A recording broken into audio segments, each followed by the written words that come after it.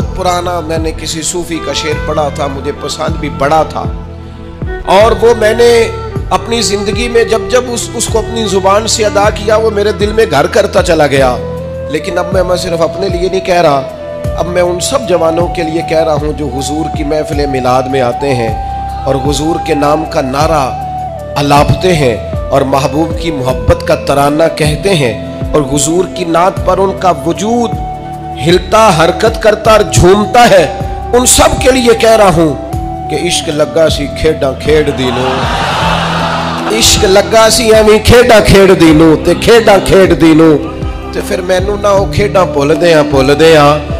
भुल गईयां। मैं ते कज्जल पाया सी यार दे वेखणे नूं, फिर ओदी याद विच रोंदियां ही डुल गईयां। हैदर शाह इस गली कदे ना रुलदी, पर हुण रुलदी रुल गईयां।